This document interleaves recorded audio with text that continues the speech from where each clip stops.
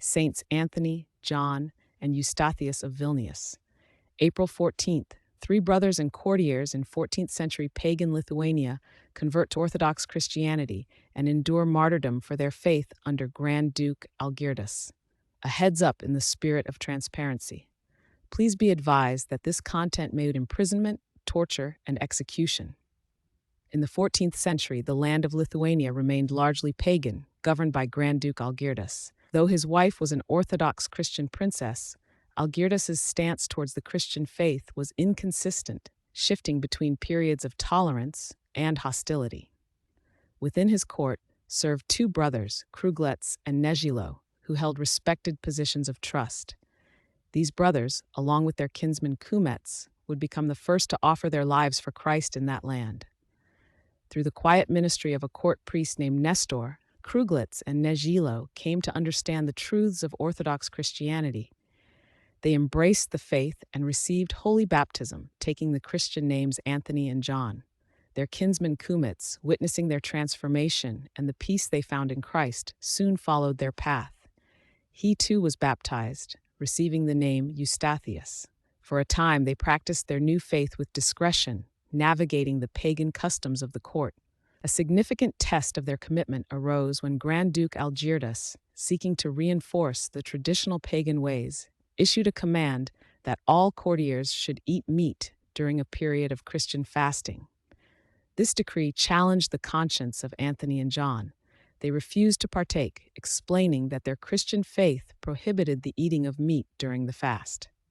This public confession of their allegiance to Christ's teachings constituted an act of defiance in the eyes of the Grand Duke.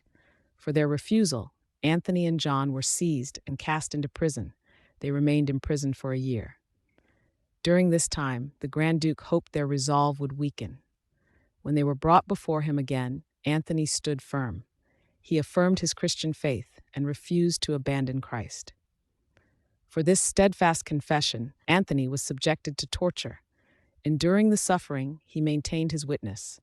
On April 14th, 1347, he was led to an oak tree and hanged, thus becoming the first proto-martyr of Lithuania. John, his brother, had initially shown fear during their imprisonment. However, witnessing Anthony's unwavering courage and holy death inspired him deeply. He too stood before the Grand Duke and declared his unwavering faith in Christ.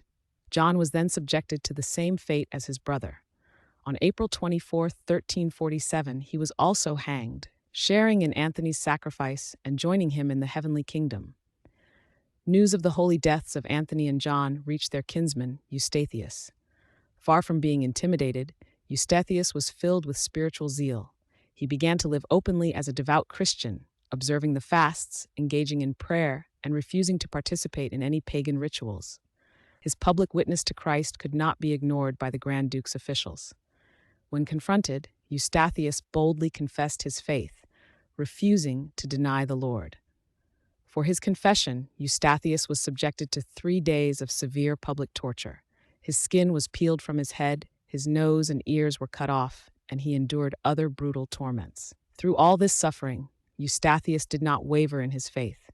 He continued to confess Christ until his last breath. On December 13, 1347, Eustathius was hanged, completing the witness of the three kinsmen. The bodies of the three holy martyrs were honorably collected by Christians and given a proper burial. Years later, in 1374, their incorrupt relics were solemnly transferred to the Church of the Holy Trinity in Vilnius. This church and monastery were established on the very site where they had offered their lives for Christ. The relics of Saints Anthony, John, and Eustathius became a source of healing and an enduring testament to the Orthodox faith in Lithuania. Their holy sacrifice was recognized by the wider Orthodox world, with Patriarch Philotheus of Constantinople sending a cross containing particles of their relics to Saint Sergius of Radonesh. Through their lives and deaths, these proto-martyrs laid a spiritual foundation, demonstrating faithfulness to Christ in the face of persecution.